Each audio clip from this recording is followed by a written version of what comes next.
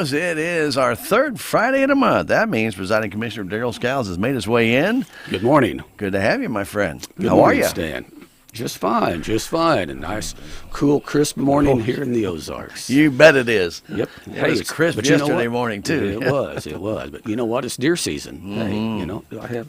Oh, no, I thought I had my orange hat on, but I don't.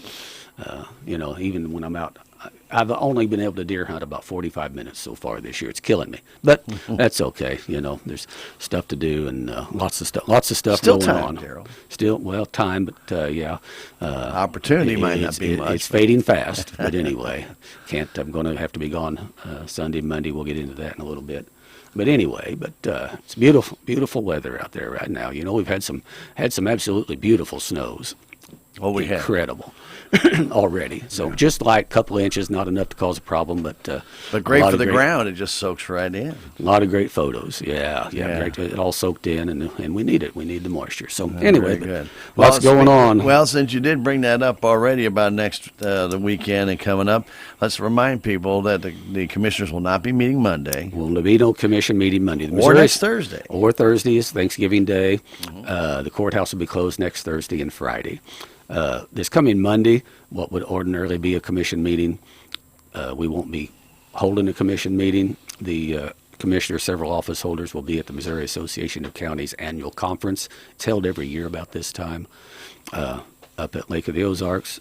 So it's a good conference. There's just numerous various workshops and different events and things going on.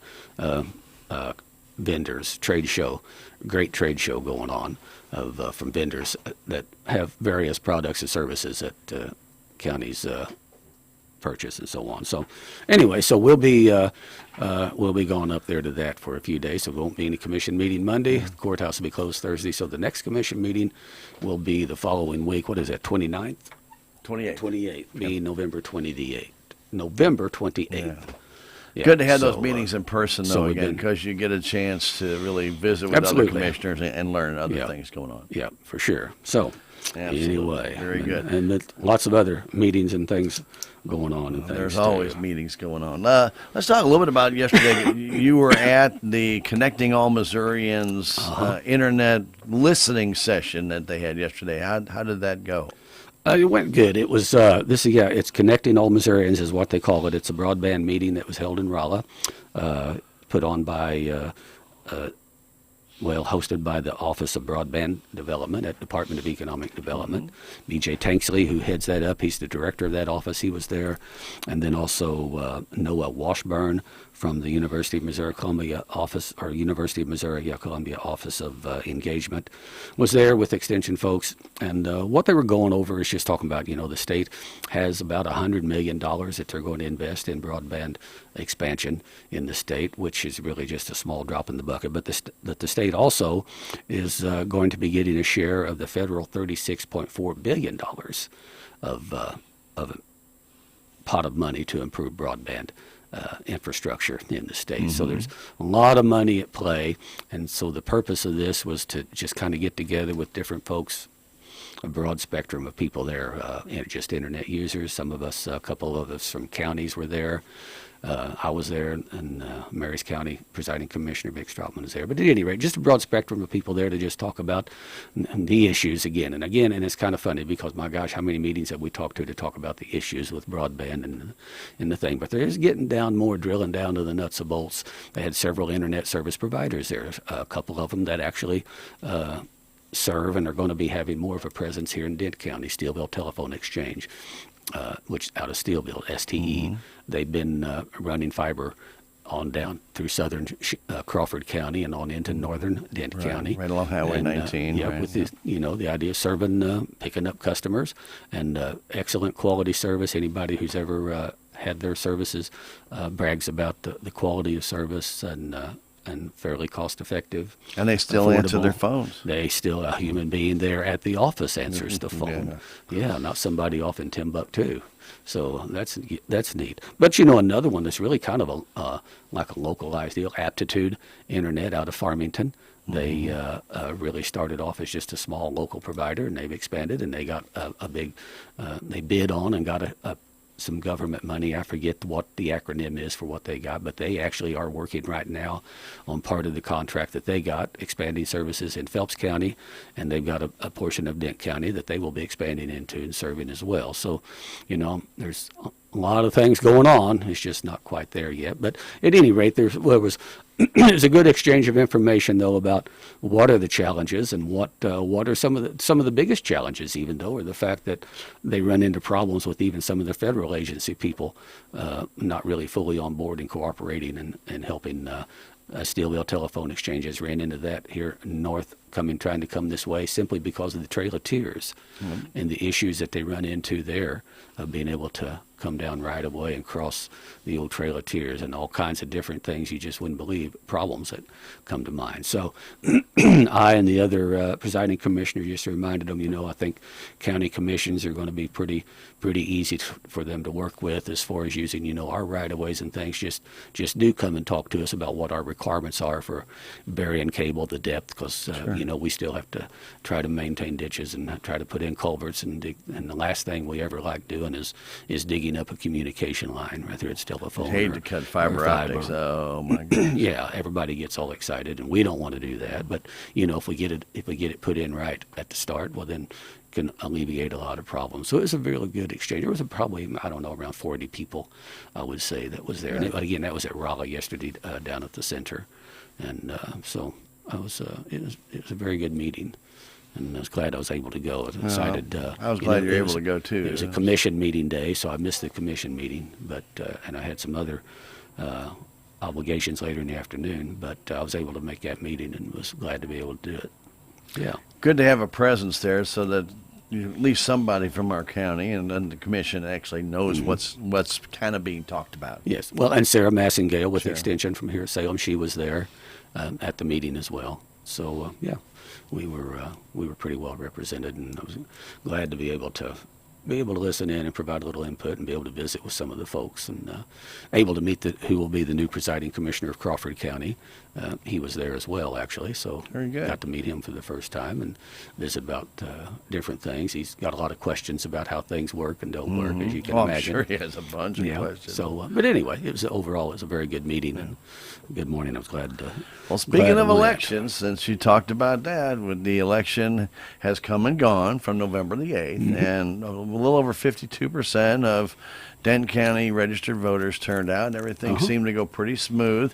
But there really was no, when you talk about not a lot of local elections. Right, no local races. There were still some state races and federal races. Right, all local races were decided back in August. So, but yeah, you did have your state and national issues then. So, yeah, U.S. Congressman, U.S. Senate, and then our state senator and state rep. Well, our state rep was already decided back in August as well. So anyway, yeah, but it went very smoothly, and had several ballot issues on the initiatives on the ballot that probably garnered the most attention and probably took folks the most time to vote on. So a lot of reading on those. Yep. So hopefully you did your homework before you went in. Hopefully. Yep. So anyway, a lot of information on that, but yeah.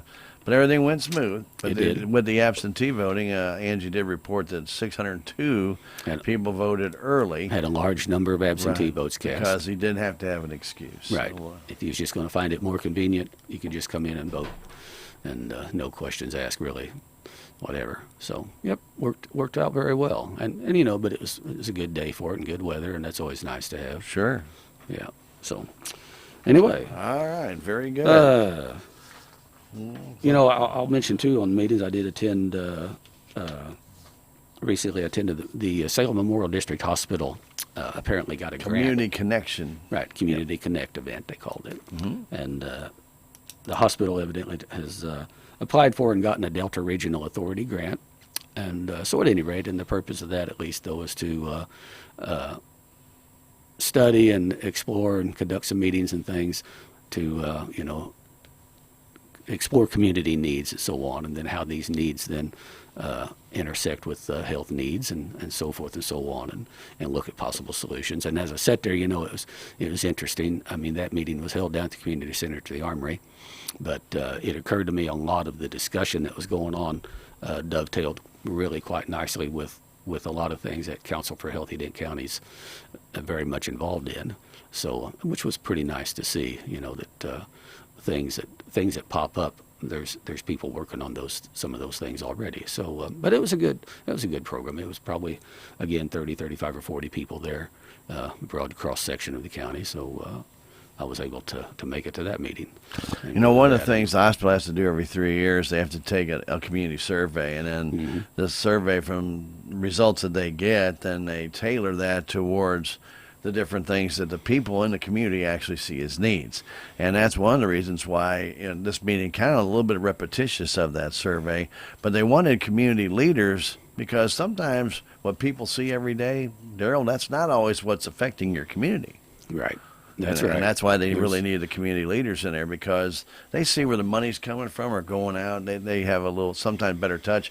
I mean, if you have your nice 2-bedroom home, 1 bath, or whatever it might be, and you live there and you work every day and you have your routine, you're going to hear what you hear at work and things of that nature. But sometimes you don't actually experience it.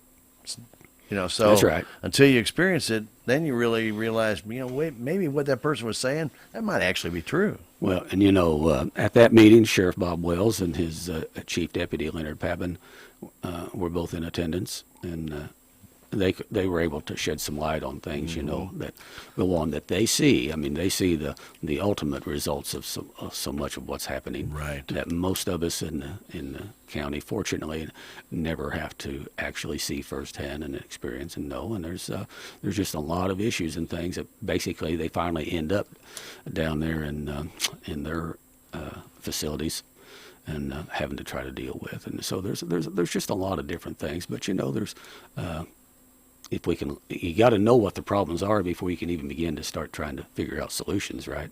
It's like if you want to go somewhere, you better know where you're at first. So it was a good meeting. I appreciate everybody being there and the input and insight that everybody could give from their perspectives. Yeah. And one of those things that we always talk about is never repeat the past. So a lot of times when you want definitely the sheriff and the deputies there, they experience it firsthand. And all the legislators in the world can sit up there and make whatever laws they want, but they're not hands-on. They have no idea what that is. And when those people finally speak up and talk to them, they get all of a sudden, well, wait a minute, we didn't even understand any of that when we made this law. Then that becomes a problem. Mm-hmm. And some of these grants don't address some of those things either. So, I know there's a lot of great things going on over there, and I'm hoping that Tiffin and the hospital can really put together a program. She already put together a little summary of all that happened over there and sent that out. So it looked pretty interesting. And they'll have another meeting here coming up, I would say probably around the first of the year. I think they said after the first of the year they probably did get back together. So, yep. Very good. So anyway. We did get some sales tax monies in too, Darrell. Yeah, and I didn't put those figures down because the crazy part is because they compared with November last year. Well, November last year was so screwed up still again because the Department of Revenue had withheld sales tax a month before. Then they plugged them back in. Mm-hmm. So when I looked at it, you've got them there, but if I remember right, I think our sales tax for GR and LEST was somewhere around 82,000. 83,818. 83,818. Yeah. And so what I would look at more though is I compare with the previous month, and I think in October, the sales tax was about a little over 100, maybe 102,000. So it was off considerably compared to the previous month. Now, but that's normal, though, when you watch that. It fluctuates so much month to month. Mm-hmm. You can't draw a direct comparison, but that was a pretty significant drop there from what the previous month was. Yeah. So that bears watching because there is concern out there about that this economy is kind of ratcheting back and slowing down a little bit. So we'll keep an eye on that because, of course, sales tax revenue is basically the lifeblood for general revenue and law enforcement, the 2 jail funds and so on. So we watch and monitor those very closely. But we also notice sales tax is a timing issue, too. Yep, that's right. It all depends on the last day that they take it and they cut off the sales tax. And if it happens to be the last day before the Thanksgiving holiday, man, you're going to miss out on those Saturday, Sunday sales. Right. They'll show up 2 months later. So, it really makes a big difference. And so, anyway, but, 83,818 is what came in the month of November for GR and LEST. And then we had for road and bridge, $39,032, and then in the jail funds, we got on both of those funds $78,062. So. Yeah, yeah. It's always interesting when you see that, though, because that general revenue and LAST are both half-cent sales taxes. The two jail funds are each half-cent. And yet the jail fund revenues will be $2,000, $3,000, $4,000 less. But it's a matter of catch-up. It's because they haven't been in effect as long. 5 years, actually. So it's kind of a strange thing. And to be quite honest, we've never gotten much of an understandable explanation from that. Let me put it that way, from Department of Revenue as to how. Have you ever gotten an explainable well, explanation? That's a whole nother story. No whole nother road we won't even go down. But at any rate, and again, Department of Revenue, we are still waiting for the final determination on our payback for the mistake they made that we're waiting on. But we're hopeful that it will be something that's at least very livable and something. But there's $933,000 there we got to pay back because of the Department of Revenue thing. We won't go into those specifics. We've talked about it ad nauseum over the last couple of years. So anyway, that was a good meeting at deal. And then, as you say, the sales tax, it's come in. And actually, it's been a very good year sales tax-wise overall. So it's looking pretty good. We'll have one more month of sales tax coming up here in December, and that will finish out the year. So we'll see where we're at, and then we'll get started on budget, and we'll use those figures for budgeting purposes. Right. So let's talk a little bit before we jump into budget, obviously, but how hard has it been since COVID hit and the sales tax issue for the county to actually come up with what you would kind of call a very confident budget? Because you have no idea after COVID what's going to happen here, how much money you're going to get here. You got some ARPA funds, but we also have an indebtedness to the Department of Revenue. How hard is this going to be to put the budget together again, Darrell? I mean, this is crazy. The last 3 years, you guys have had to go through this. Yeah, well, and the worst part about the year there with COVID and all that, and dealing with 21 was then this huge Department of Revenue screw up that cost us $1,005,000 right off the bat in February, March, and April of 21, and then trying to deal with that. Thank goodness we had adequate reserves to cover those losses that Department of Revenue took from us. So, overall, I think it'll be easier. I just want to be very careful as we go into this budgeting thing, as there's great concern that this economy could slow down even more because of this interest rate surge and the inflation. Housing market's tanking already. And so, a big slowdown in that thing can just absolutely wreck your sales tax revenues. So we've got to be very cautious and conservative on how we do that. Yeah, there's some ARPA money sitting there, but you mentioned we've got this $900,000 we have to repay. We've also, we've got to do work on the courthouse. We recognize that, some exterior work, the brick and the tuck pointing, getting chimney and the windows and so on. We're looking at, first time we bid that out, the bids were over $3 million to over $5 million earlier this year, and that was totally insane. We rebid it out, got an excellent local contractor out of Rolla who actually is using some of our local Dink County contractors for subs. But they bid it, and it's for, I think, $1,625,000 or $50,000. We know there's going to be, as they get into this and doing it, that there's going to be some surprises that have to be addressed and some cost things that will end up adding to it. We didn't include in the bid, but we will do it. We'll be including, when they're finally done, the last thing, installing new LED Christmas lights on the exterior of the building. And we'll look at that. We're also looking at, as they do this work, getting the electrical system upgrade, getting it all underground, the service coming in, but have it rewired and ready for a generator, a standby generator to operate the building in case of a power outage and so on. So that'll be a huge extra there that's not part of the original bid. So there's that, and we could easily be 1.7 or 8 million before we're done getting that project done, which that's okay.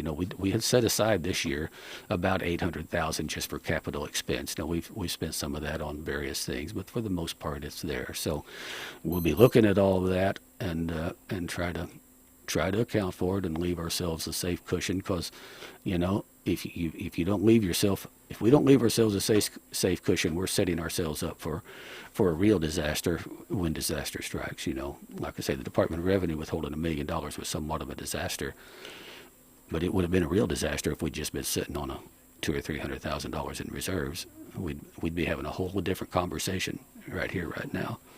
The courthouse might be empty and the door's locked, and we don't want to go down that road. And we're good, we're fine, we're sitting on good reserves, and the commission will adopt a budget that will work within the confines of what we fully expect, but leave us some room to wiggle for unexpected, if that should occur. The hardest part about doing a budget, though, and being that I have an accounting background, is you use a lot of historical numbers. And just like you're mentioning with the sales tax numbers, you can't look at what you did the last 2 or 3 years and compare and say, well, here's the trend. Because there is no trend. It's here, and then you don't have income for 3 months. Then all of a sudden, they take in October, they take another blast, and then they throw it all back in November. And, you're trying to figure this stuff out. You can go back 4 or 5 years, but then are those numbers really accurate about the way our economy is now? Not really. And so you're not, normally what you have in a budget, you see a 3 or 4 year, 5 year trend. You can see things change. Yep. Not in the way the county is right now with the numbers that have come in, and not by any fault of the county at all. It just is what it is. It's just what it is. And that's why I find it may be a challenge. And look what the same challenge is occurring, though. And I'm bringing this out because we're still waiting on graders. They've been ordered for a long time. And how does that affect the county? If those graders don't come in until after the first of the year, you still got a grader purchased, but they haven't been bought yet. Right, yeah. Some of that will roll over. Actually, we've been assured that they're going to be at the dealership on November 29th, and we should have them then on the ground here around December 1. So I think they'll be here before the end of the year. Yeah. But I mean, it's been kind of crazy like that. It has, and everything is, and just cost.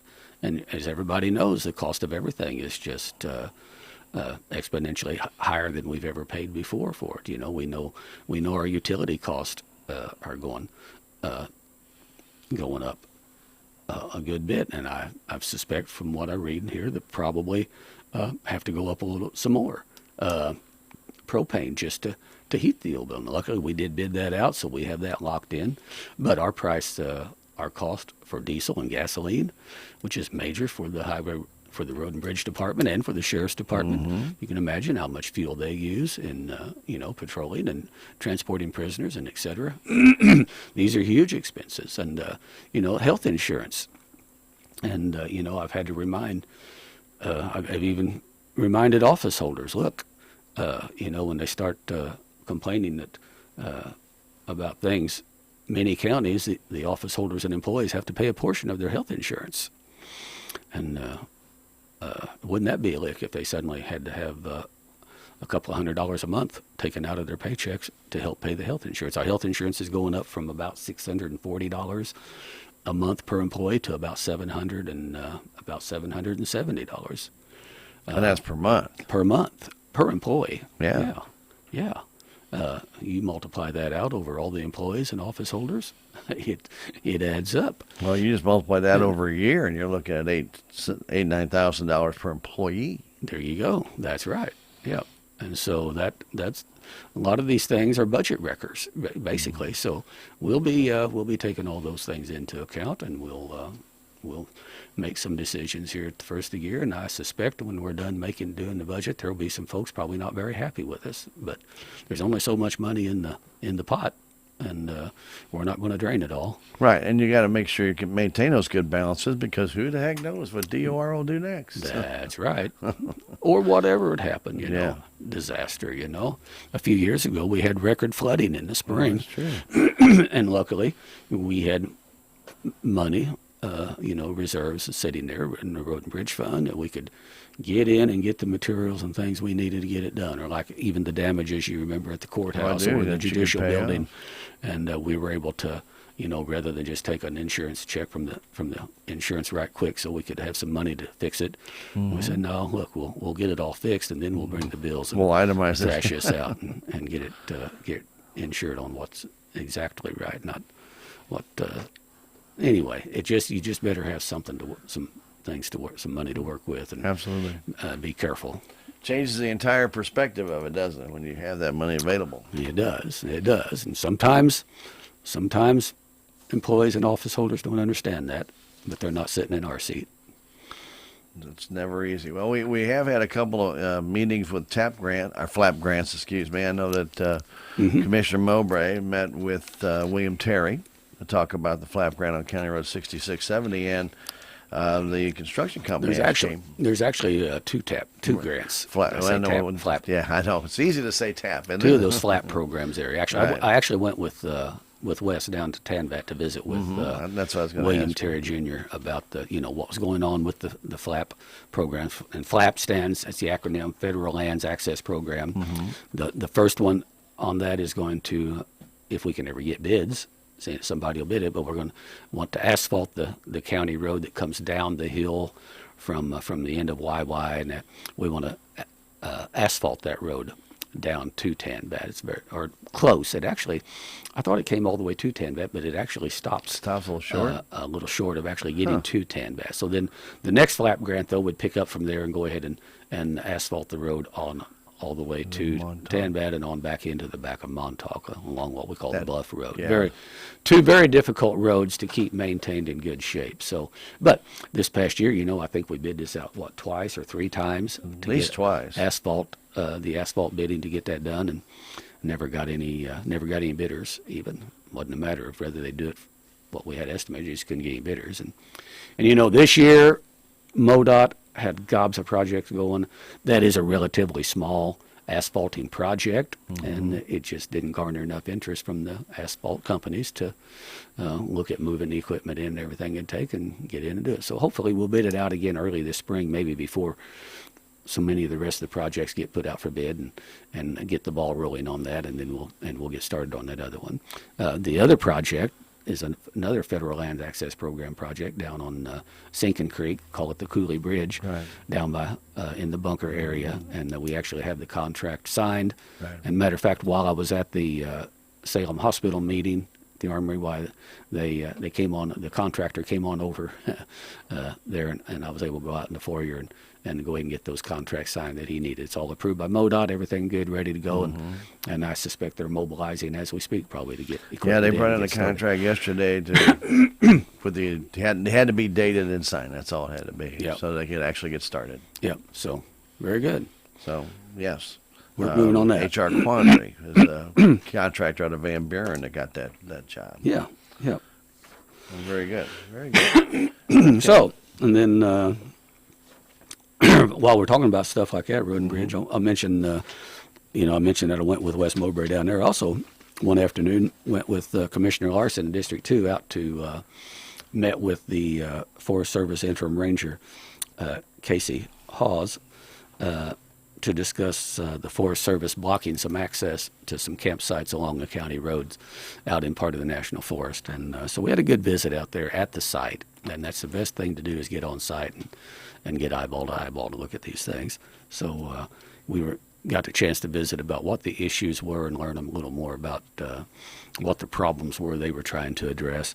So after that discussion, I understand they had gone back and reopened some of those sites back up, and which was good. That was pretty helpful, and we appreciate that. And so, it's an ongoing discussion about the issues that were going on that caused this to happen anyway. So, there's always more to the story and different sides of it. But at any rate, at least they were.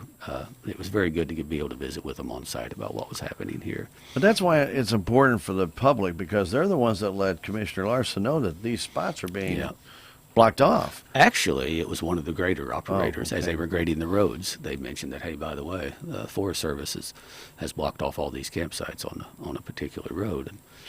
And didn't make any sense. So we were able to visit with them. But the public also chimed in, too. Well, there was some in the public and some that were getting ready to, for sure. Yeah. Right before deer season, and some were going to be shocked to find their camping spots were all torn up and full of branches and boulders. Trees. Big trees, Yeah. So anyway, so that was another good discussion that we've had. So anyway. Very good. Economic Development Director Sally Burbridge gave her report as well. She was in. Sally comes in at the first of every month and does a great job of updating us on activities that she's seen and been working on from her office for economic development for Denton and Denton, City of Salem. So yep, it was a good deal. I think still waiting on the final approval from the state on the certified site. They had out to at the send in industrial park. verification of the payments for everything. So Yep. that was So- about it. Still waiting to hear back as far as I know. Things look good out there, and so things rocking along good. Sally's wearing a lot of hats, and, stretched pretty thin at times, but she does a great job. She's going to have a stocking cap and just have little pieces on it so Yeah. she can just keep turning it Yeah, there you go. instead of taking Really. off the caps Yeah. and doing that stuff. But you had a couple appointments to the Tourism Tax Committee that the county made. Let's see. Who did we appoint on that? I'm trying to remember. You got that? Yeah, Dan. Oh, yeah. We, the commission, we approved adding Dan Salyer Jr. and Marcus Gorman to the Tourism Tax Committee, and really appreciate their willing to serve on that. So that was a good deal. And then also, Stan, as you well know, I appointed you, visited with you about it, and asked if you'd be willing to serve on the County Law Enforcement Restitution Fund board. And that's a board that is made up of 2 representatives appointed by the presiding commissioner, 2 representatives appointed by the sheriff, and 1 representative on that board appointed by the coroner. And they basically, there is a fund, Law Enforcement Restitution Fund, and that fund is a result of fees and things that are added on certain crimes for the penalties that get put in a fund to be used for extra county law enforcement expense in various areas, and so you'll get more familiar with that. But that board has to, basically by statute, that board approves expenses out of that fund. And before, that's not up to the commissioner's discretion necessarily. If we spend money, if we approve payment out of that fund, then it has to be something that was approved in payment from By that board. By that board. So they meet once or twice, maybe twice, sometimes in a year, Yeah. or through the year, something special comes up. They may get in touch with you. But there's expenses paid out of that fund for the sheriff's office, for the prosecutor, coroner's office, what have you. So it serves a lot of special needs and purpose that and it's to serve where otherwise regular funds maybe not be available Well, for the glad to help. facilities. Yep. So, and I appreciate your serving on that. I appreciate Mr. Gorman and Mr. Salyer being willing to serve on the tourism committee. These are non-paying jobs. Right. Yes, they are. Yep. Sure are. You just get a great big pat on the back. Well, pat on the back, and that's sometimes.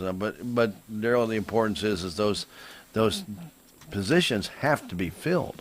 Yep. You have to have people there in place to have those funds distributed and approve them and get it done. Otherwise, it can slow the process down, and you don't need to have that happen. The county needs to keep going like a well-oiled machine. City does too, and the Tourism Tax Committee. Matter of fact, they had their applications had to begin Monday, and they'll meet Monday. Right before a holiday to make decisions that can affect a number of different projects that might be happening for December. Right. Right. So there's a lot of importance. Since you there going mentioned on. December, I do want to back up just a little bit. Sure. We were talking about the work on the courthouse. We did meet with the contractor. One of the questions is going to be whether we're going to be able to even have the Christmas lights on the courthouse this year. And my answer to that is probably. But it's not 100% given. The contractor was going to try to get a lift over here and going to try to have their electrical subcontractor over here doing some preliminary work, and that they would have him try to see if it would work out for that person, for them to get all the way around the courthouse and get the Christmas lights working in time for the parade and for the Christmas season. Right. Them doggone lights are in such bad shape, it's a challenge every year to get them back working. They're very brittle, and that's why I said the last thing will be. So, again, that is in the works because they're going to be setting up equipment and things around. Ordinarily, we have a separate contractor, just bring a lift in and do it.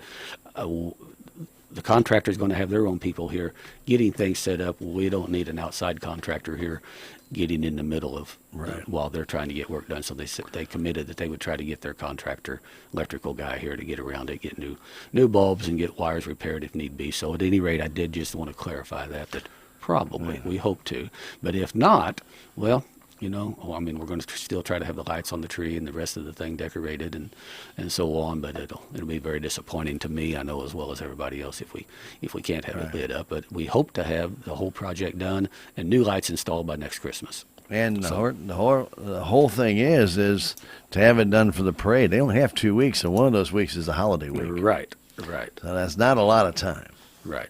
So, But those anyway. wires, they are super brittle, and Yes, most they of the are. insulation is I did gone. want to mention one other thing. Sure. That you probably had not seen yet. There, I did talk. A couple of years ago, the county did join with several other counties across the state in a lawsuit. It's a class action lawsuit on the opioid Oh, yeah, well, abuse. yeah, I remember that. And it's a class action.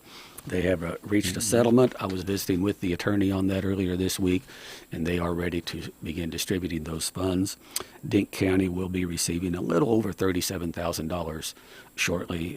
Actually, we'll get that just within a couple of weeks, probably after.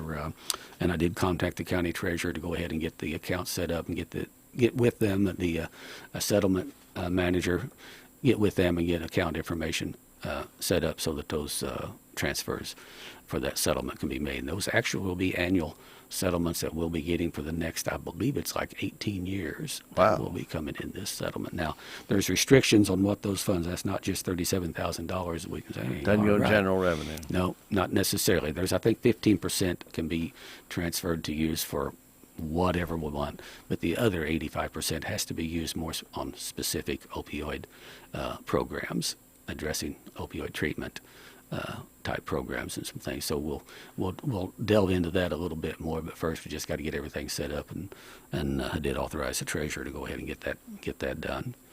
So Very good. anyway. So Also, that's you another bit of good news. had to determine, because it's that time to renew our hazard mitigation plan. Oh, yes. Yeah, we've been working on that, and with MRPC, the contractor, taking care of that for us. And we will have another hazard mitigation planning meeting on, I believe that's December 13th. Yes, December 13th at 1 o'clock at the community center at the Armory. And that will probably be the final meeting on that. They'll be bringing the drafts and things that Bring they it put back. together on that. Yeah, glad you mentioned that. I All forgot. right. I don't So- think I have anything else. Unless you have something else. Nope, I think we're good. I think that kind of catches us up. Wow. That fast. Well, first off, it's good to have the MAC conferences back in person again. Uh-huh. I know that was missed for a couple of years, and then when you come back, it's kind of hard. You can't get the wheels going again. It seems like everybody's kind of out of Yep, place. yep. But this will be a little bit different because you've got a lot of different. Well, actually, people. we had it live last year, though. You did, but I mean, now last year. our commission training was the one that really got messed up, Yeah. where we just had to do it remotely and with everybody just tune in. It was rough. Yeah. So, But there's a lot of new elected officials that are going to be coming up here pretty soon. Yes, sir. That will probably be attending this, even though they're not involved. They're not in office yet. They will be coming Yeah. up in January, but they need to be attending these meetings, correct? Some of them should be there. Yeah. That's right. There will be several that will be there at these. And then, of course, coming up is our commission training, County Commissioners Association training, and there's a February. whole raft of new presiding commissioners across the state, several retired and so on, and so it's changed over. So, yep, everything's always in a state of flux. Especially with the way the legislature's going, with the amendments that they put on Yep. the last ballot with marijuana and things of that nature, and how many different things that's going to change. I know law enforcement's they're pulling their hair out trying to figure out how this is all going to work, and so I mean, there's got to be a lot of work done. Right. Some policies put in place to address substance use and abuse while on the job and some things like that. Yeah, Yeah, it's going to be. it's a deal. Yeah, it's going to be interesting. So anyway, nonetheless, we want to thank Darrell for coming in, spending some time with us before our Thanksgiving holiday. We want to get him out here so he can go deer hunting. No, I'm just. Nope, Man, I'm not. I'm sure you not got even other deer things to hunting do. today. I've got some other things I've got to get done. Yeah. But anyway, Maybe another hour this evening. Maybe if things go well. Maybe. Yeah. But we want to thank, obviously, Darrell. One last thing I do want to point out before we wrap up, the Honoring Our Heroes Marathon is this weekend. That's right. And so if you can get out there and support these Yep. guys, it's going to be kind of cold in the morning to What be time out there. does it supporting start off in the morning out at the Commons? Yeah, 7 it's going to be o'clock. a pretty cool start. It's good. Yeah. So, It's going to be pretty cool out there. They had that, and it starts every year about the time we're doing this MAC conference, so we got to be gone 3 days for that. Man, it is a tough day. There's so many different loose ends I've got to get tied up if I've got to be gone for 3 days, because this MAC conference, and the MAC conference actually begins tomorrow. There's actually committee meetings tomorrow, and some of them I would like to have gone to, but there is just no way to do that. But then the rest of the conference really starts. I've got a board meeting I've got to be at the MAC conference on Sunday. I got to be there at noon. So I've got to head out pretty quick Sunday morning, and then we'll get out of there between 11 o'clock and noon on Tuesday. And our honoring our marathon, Heroes Marathon yeah. is tomorrow morning. We want to thank Marilyn Schweitzer and Mitchell DeBrash and everybody involved with that. That's a fantastic event, Do a and it great really job. benefits our veterans, not only in this county, but in Phelps County and down in Fort Leonard Wood, Pulaski County, Over at etc. Rolla, at the Lions Club Park. I absolutely. understand Lieutenant Governor Kehoe is going to speak, kick off the event over there as they start some of their Right, they have a runs over 5K there. and 10K Yep. over there that he'll be starting out So, over that yep. way. But Neat day. I think they're going to have good weather for it, other than just pretty cool. gonna be cold, but better than being super hot. Yeah, But yeah, for sure. it's going to be really cool for that marathon starting at 7 o'clock in the morning. So wind chill at that time, by the way, is expected to be 9. 9. Well, I'll tell you what, if I was out there with a pair of shorts and it's 9 degrees, I'd probably set a record getting over there to that.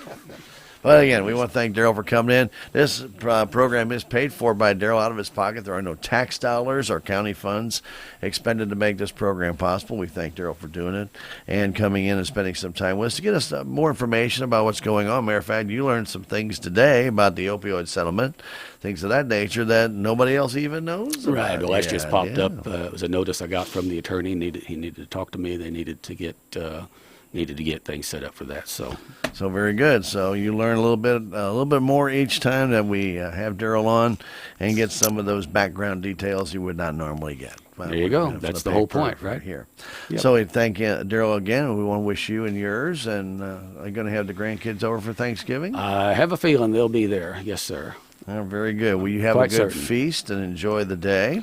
Yep. And we will see you again in December on the 2nd, I believe. December 2nd. That's right. Very good. So- So enjoy the holiday, sir. And again, thank you again for coming in and spending time with us. Thank you, Stan. I do appreciate it. I hope folks learned a little bit more of interest, and I do appreciate the opportunity. And we will be back here on December the 2nd. I do hope everyone has a very good and safe holiday. So hope everyone, until we meet again, will be safe, happy, healthy. God bless each and every one of you. And we'll leave you with this.